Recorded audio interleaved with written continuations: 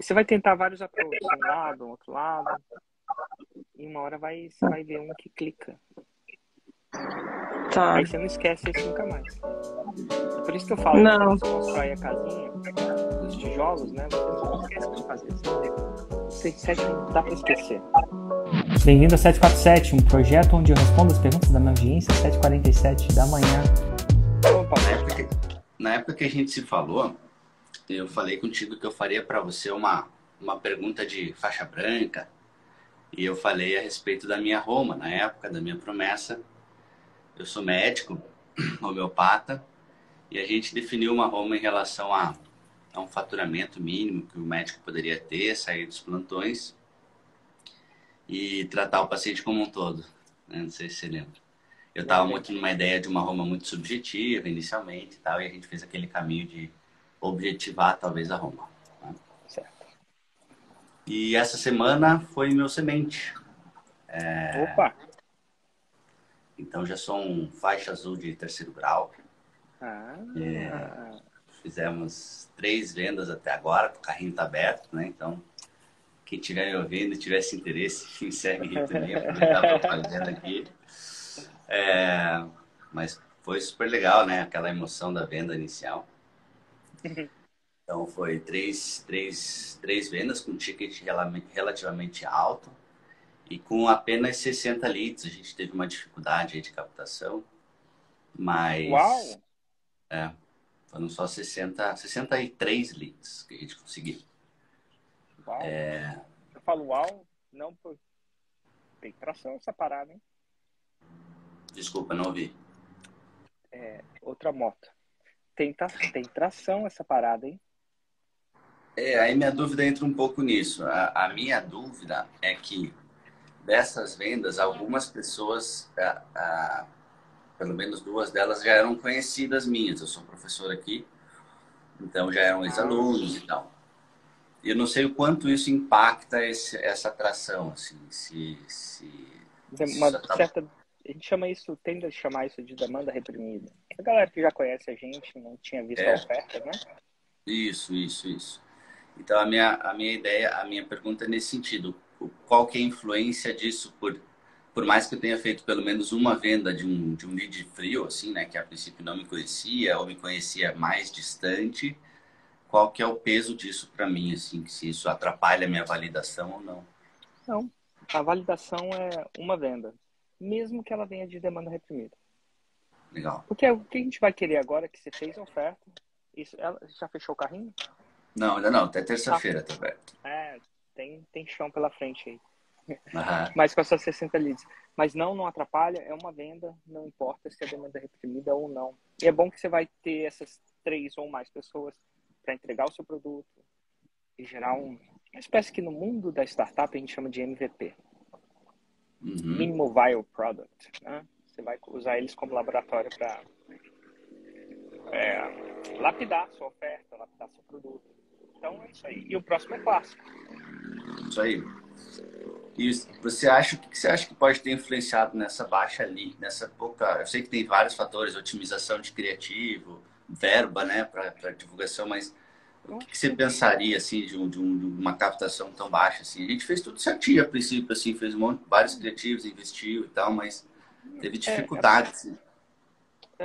2 coisas. Uma é a primeira vez que você faz. Então, por mais que você tenha a impressão que você fez tudo certinho, a chance são quando você revê as aulas agora, auditando. Eu fazia o seguinte, tem bastante moto. Pega um carinha, não falei adolescente não, um jovem recém-formado, fala assim, velhinho, dá uma olhada nesse curso aqui. Agora sim, para cada coisa que você descobriu na minha captação, que eu não fiz do jeitinho que tá aqui, te pago R$10. Tem que ser um estudante. Ávido por R$10. É um estudante, vai na área de engenharia, se você quiser. Um cara mais pelo tráfego, né? O tráfego tem um pouco mais de número, planilha. O cara da estatística, então, vai ser fantástico. Se bem que eles são E os estatísticos, eles são bons, mas minha experiência com os poucos... eu não tenho um sample size muito grande. O que é um sample size? Eu não tenho um sample size muito grande, mas eles são mais teóricos que os engenheiros. Os engenheiros têm a parte... Mas ele é muito no se vira, dá um jeito, um pouco mais prático. Talvez um pouco mais prático. Mas acha R$ 10 para cada coisa que você não fizer. Essa é uma. Segunda coisa é que o algoritmo não dá tempo de aprender com você, né? Sim. A inteligência artificial e algoritmos, que não é a inteligência artificial, jogam um grande passo na captação. Então, se eu começasse a captar agora do zero, eu teria um ínfimo. Com a minha mesma equipe, com a minha mesma grana, eu teria um ínfimo do resultado que eu tenho. Porque o algoritmo do Face, do YouTube, ele começa a entender o que converte mais. Isso influencia muito para quem ele mostra. É a espécie da primeira marcha do algoritmo, você fazer semente. Então, a combinação dessas duas coisas é o que deu. Mas tenta dar R$ 10 para cada coisa que ele achar e sonha em pagar R$ 1.000 para ele. Ou R$ 1, não sei o que é o jogo que você quer jogar, né? Mas enfim. Ou de R$ 100, se você quiser realmente estar seguro. Boa. É uma dica de 1937, sabia? Ah, é? Essa dica eu reli num livro que chama Como Fazer Amigo e Influenciar Pessoas, do Dale Carnegie. Já ouviu falar Dale desse Carnegie. livro? Já, eu vi você postar, comecei a ler também, mas não cheguei nessa parte, não. É muito massa. Ele dá 7 dicas para você dominar a parada. E eu acho que a 7ª dica é ele pega uma pessoa e pague one dime. Dime é 25 centavos, se não me engano, mas na época 25 centavos deve ser R$ 1.000.000 hoje. Deve ser um dinheiro bom. E fala assim, dá R$ 1 ou dá um dinheiro, paga mesmo, para toda vez que alguém achar um erro. Teve uma época que eu fiz isso em Londres. Eu tava querendo melhorar meu inglês, mas assim, chega uma hora que, se chega um estrangeiro falando com você, Érico, tudo bom? A mapa do Brasil é muito legal. Você não vai chegar e falar assim, não é a mapa, é o mapa. Não vai falar isso pra ele, porque, enfim. Aí eu cheguei depois de 2 anos, acho que 2 anos, eu cheguei pra uma amiga minha e falei assim, olha, toda vez que você me pegar fazendo algum erro de concordância, preposição, qualquer coisa, eu quero que você me ajude, então você vai me parar e vai me corrigir na hora. Aí eu vou te dar, eu acho que a cada 100 pontos tinha alguma coisa. Eu não dei R$ 1 por ponto, mas a cada 100 pontos eu pagava cerveja no pub, alguma coisa do tipo. Rapaz, você não tem noção do quanto era a diferença do inglês que eu achava que eu falava versus que eu falava. Ela falou pra mim, Érico, você tem certeza? Você tem certeza? Ela chama Heidi, minha amigona. Chegou uma hora que ficou louco. Aí eu percebi que realmente as minhas preposições, as minhas concordâncias, os meus tempos verbais estavam aquém do que eu imaginava que fosse possível. E é interessante, às vezes eu falo isso porque, pra mim, eu estudei 8 anos de inglês. Desde a 5ª série, numa escola específica, muito gramatical. Aí depois morei 8 anos em Londres. E eu achava que eu estava arrebentando. E na verdade não estava. Eu fiquei até curioso para perguntar, será que se você fizesse isso com outra pessoa ela ia errar também? Um nativo, né? Sim, Aí sim. ela, não se preocupa não, nem todo mundo entende as preposições. É aquela coisa do esse. Sim, Aquela coisa eu vim, eu vou vir. sim, sim. Que a gente estuda tanto nas provas de concurso vestibular, eu acho que quando a gente vai para o vestibular, talvez, ou concurso, para aqueles que prestaram, a gente tem uma noção de quão mal a gente fala, ou escreve. E ela não estava corrigindo não que eu esteja fazendo isso, não, esteja, não era isso, era erro gramatical mesmo. Sim. Em vez de esse, eu colocava esse, aonde, naquelas coisinhas que pegam a gente nas provas. Então, sim. é isso. Então, mas é uma mistura que mesmo que você tivesse toda a proficiência e acertasse bem, você ainda tem uma baixa performance, comparado com as performances que hão de vir. Uhum. Tomara. Beleza. Eu tô me propondo a estudar holandês agora. Sério? Então, eu tô nessa de ik, vrouw. É. Você acredita que eu tenho uma... Eu falo alemão, né? E quando eu falo Aham. alemão, eu devo falar a mapa, a Sim, sim. problema. Uhum. Ainda mais que o alemão ele tem gêneros, o holandês também. 3 Sim, também, né? E sim. as coisas que são português na nossa língua não são... que são, perdão, que são masculino pra gente, não é masculino pra eles. Tipo, o Sim. sol em alemão não é o sol, é a sol. Você acredita? O lua não é a lua não é uma mulher, é o lua. Você acredita nisso? Então, Sim. assim, buga.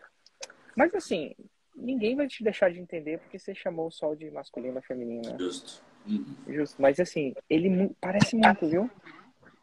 É, não, tô percebendo. Se um holandês falar devagarinho comigo, eu acho que eu entendo a ideia central. Sim, tem muitas palavras parecidas até com o inglês mesmo também. Total. Línguas anglicanas, né? É.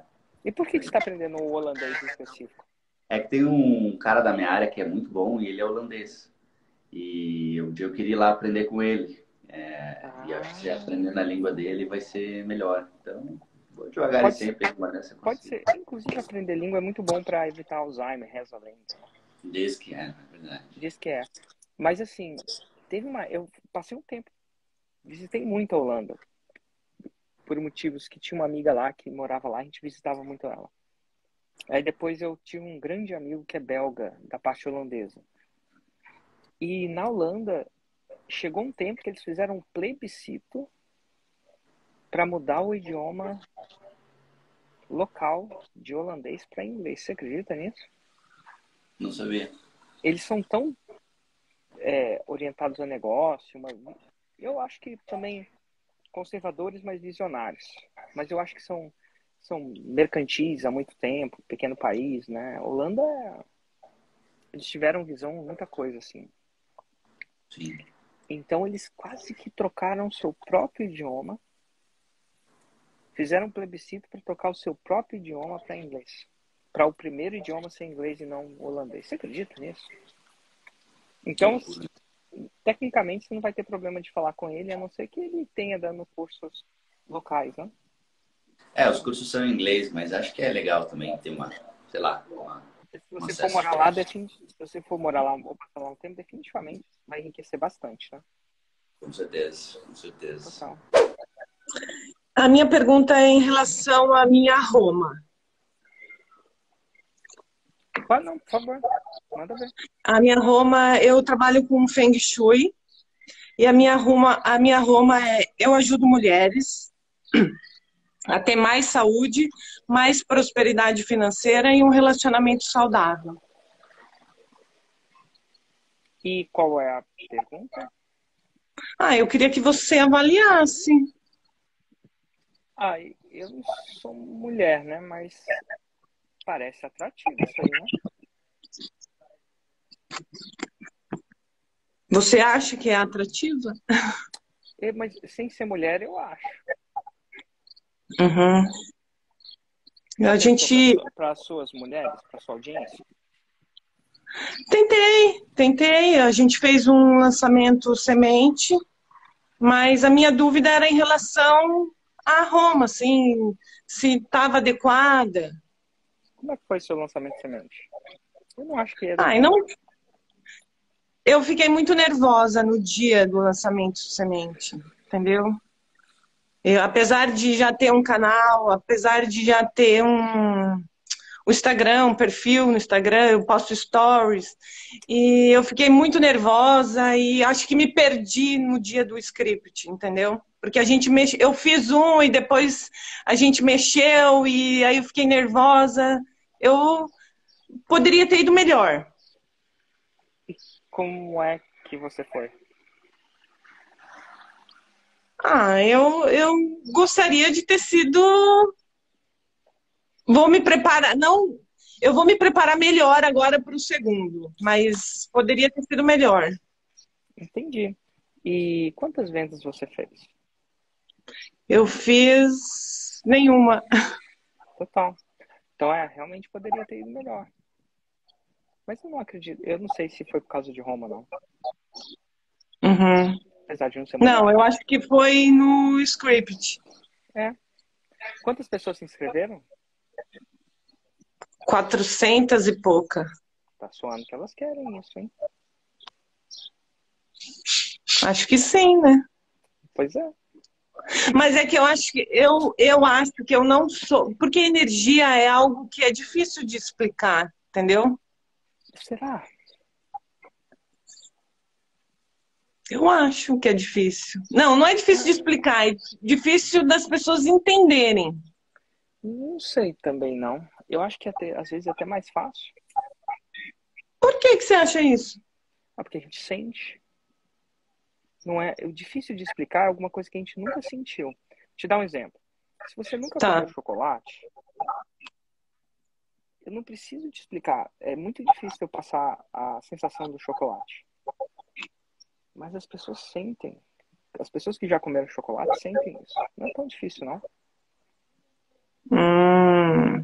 O que é difícil é explicar alguma coisa nunca sentida. Entendi. E aí é difícil mesmo, porque, enfim, sensações que a gente não tem palavras nem vocabulário para descrever ainda, né? Uhum. Os caras do vinho, eles tentam explicar o gosto do vinho com um vocabulário completamente diferente. Encorpado, né? Assim. Encorpado, tanínico, ácido.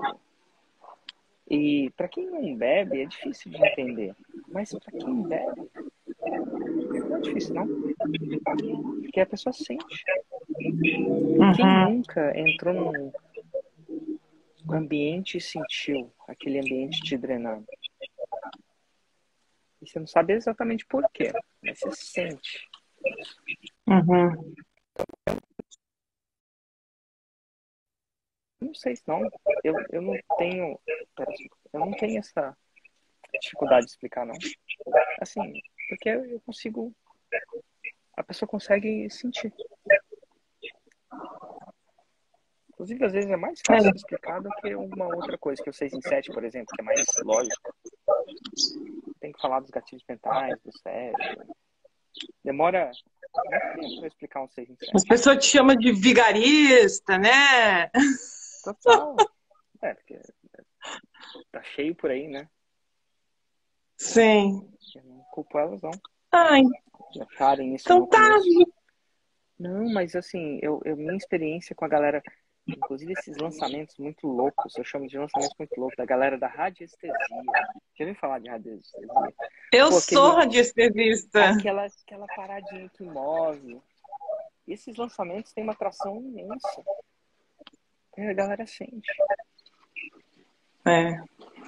A própria religião é muito do sentir, não é? Sim. Os pastores, os padres, os xamãs, depende da região, os guias religiosos, por que não dizer isso? Eles têm. A galera entende muito. Tanto é que tem muita atração, né? Cultos são. Em religiões no mundo inteiro, eles são muito, muito visitados. Esse sentir é muito presente para o homem e para a mulher, né? Para o homem como ser humano. Uhum. Não sei, não. Eu não diria que é difícil, não. Diria que até às vezes eu acho que o seu trabalho é mais fácil que o meu, em termos de conteúdo, porque a pessoa sente. E eu tenho vários que me ajuda também, que eu tenho vários depoimentos que me ajudaram, né? No lançamento, eu atendi uma moça um tempo atrás que com o Feng Shui ela emagreceu 47 quilos. Então é muito. Muito louco, né? Foi muito. E eu juro por Deus que ia ser muito bom demais pra ser verdade se eu não tivesse visto alguns lançamentos de Feng, sabe? Uhum. Com muito sucesso. Eu sei. Até Muito quem sucesso. são os Pois cases é. de sucesso. Então, assim, não diria que é difícil, não. Mas pra você, talvez, difícil seja um conceito prévio. Sabe quando a gente fala é difícil, é difícil, é difícil? E aí é Uhum. difícil. Água, a gente tem muito isso no... Eu exercito muito isso no... Água fria, água tá fria. Entra no chuveiro gelado e fala: nossa, essa água tá fria. Ai, meu Deus, essa água tá fria. Essa água tá fria, tá fria, tá fria. E entra lá pra você ver. E aí eu vou te Uhum. falar o seguinte, agora fala assim, cara, a água tá fria, mas eu vou manter a calma. Eu sou capaz de controlar alguma coisa do tipo. Ou ela não tá tão fria assim. Eu sou uma pessoa Não, que resiste à água fria. Aí você fala isso pra você em voz alta, na frente do espelho, e entra na água depois. A diferença a água vai estar na mesma temperatura física, mas a sensação é completamente diferente. Então, um pouco do sim. que você fala pra você, né, vai influenciar a sua experiência, tá? Eu sei, mas é que a impressão que eu tive, que eu não soube explicar com profundidade, de repente, entendeu? Sua primeira vez, né? Ou a segunda. A primeira. Total, é só a primeira vez. Ah, mas Na a segunda, gente, né? A gente tem vai. expectativa. Você sabe que dá trabalho. Eu sei que dá trabalho. Casinho, 3 porquinhos de tijolos, né? A de palha não dá menos trabalho. Mas é de tijolo. Você vai ficar boa nisso. Tá. Hoje em dia eu acho que eu tenho uma certa proficiência em responder qualquer pergunta que vem. Mas não era assim. Às vezes eu não Uhum. sabia. Às vezes eu ficava nervoso porque eu não sabia. Mas aí o nosso cérebro começa a trabalhar. Cara, em qual parte que não ficou tão claro? Qual parte que eu achei que ficou... como é que eu posso fazer isso? O cérebro começa a trabalhar, ele começa a achar as respostas, porque elas estão aí. Sim, eu trabalho isso dentro. Eu trabalho isso em mim, essas Seria... questões. Até quando eu sou formada em administração e quando eu. No período, para você ver como eu sou neurótica com essas coisas. Quando eu fiz a minha graduação, eu tinha 2 orientadores, um particular e um da universidade, justamente por causa disso, que eu tinha pavor de alguém me fazer uma pergunta e eu não. Então, quanto a isso da pergunta, não há problemas em responder, porque eu sou neurótica, assim, estudei muito para me colocar minha cara na internet. Imagina. E aí, no começo devia ser mais difícil, né? As pessoas Sim, pegavam uma pergunta que você sabia que tinha razão, mas não sabia elaborar. é. Mas E com isso nos você vai... vídeos também, eu sempre fazia os vídeos e depois tinha toda vez que eu terminava o vídeo, assim, putz, podia ter falado mais sobre tal assunto. Então aqui é prática. Um pouco de campo de batalha mesmo. Tá bem. É a Nossa, um única prazer coisa... falar com você. O prazer é meu. Ó, é a única coisa que resolve. Tá. Prática, reformulação. Você teve o seu primeiro caso, agora você vai ter o segundo, vai ter o terceiro, e eventualmente você vai sacar, é assim que faz. É assim que, é. E você vai tentar vários approaches, um lado, um outro lado, e uma hora você vai ver um que clica. Tá. Aí você não esquece esse nunca mais. É por isso que eu falo que quando Não. você constrói a casinha dos tijolos, né, você não esquece de fazer, você sente, não dá para esquecer. Então, eu gostaria de saber, porque eu estou te acompanhando já faz 2 anos, eu ainda não consegui fazer a fórmula, estou louca para fazer, vou ver se esse ano eu consigo. Mas eu tenho uma insegurança muito grande sobre o meu material, né? Sobre o meu ramo de atividade, né? Eu sou mentora de carreira, eu ajudo profissionais a se recolocarem no mercado de trabalho. Eu tenho uma certa insegurança se eu vou conseguir chegar no 6 em 7 com esse ramo de atividade, porque eu trabalho focado 100% na área de recursos humanos. Eu ajudo Sim. profissionais de fora do mercado a entrar de volta. E por que a insegurança? Conta para mim um pouquinho mais. O que te Que deixa normalmente inseguro? os meus clientes, normalmente, né, eles têm pouca renda, né? Normalmente, porque eles não têm uma renda muito alta para investir. Então, o meu trabalho ele é bem de formiguinha mesmo, assim, eu trabalho 100% fazendo contatos com pessoas que estão desempregadas. O meu maior foco dos meus clientes vem do LinkedIn, pouca coisa do Facebook. Então, e eu vejo que vocês trabalham mais nessas outras redes, Instagram, Facebook, e aí eu tenho uma certa insegurança se eu vou conseguir chegar nessa clientela para fechar o 6 em 7, assim. Entendi. Você acha que essa clientela, as pessoas desempregadas, não entram no Instagram e não entram no Facebook? Então, é por isso que eu digo, eles entram, mas não é o meu público-alvo, pelo menos até o momento, né? Por isso que eu estou perguntando. O meu público Então, maior está dentro do LinkedIn, e não sei. Facebook e Instagram. E você sabe por que que isso acontece? É porque o Instagram e o Facebook, eles são redes sociais mais abertas a qualquer tipo de assunto, digamos assim, né? É, E o mas são. LinkedIn, ele é específico para mercado de trabalho, eles são assuntos profissionais mesmo que se tratam lá dentro. É porque você nunca aprendeu a encontrar essas pessoas que estão lá no Face e no Insta.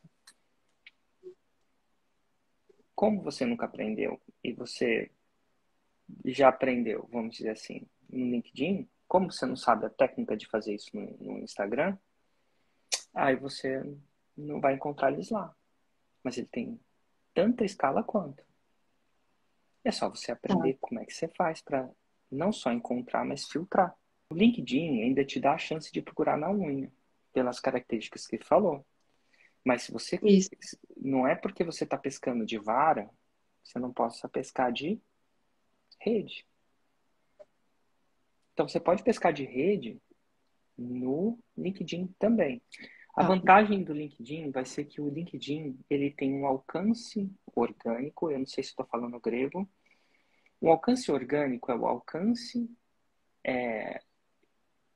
sem fazer anúncio. Isso. O alcance orgânico do LinkedIn é maior. E eu não estou falando do alcance unha a unha, não. Estou falando quando você posta alguma coisa no LinkedIn, o LinkedIn distribui mais.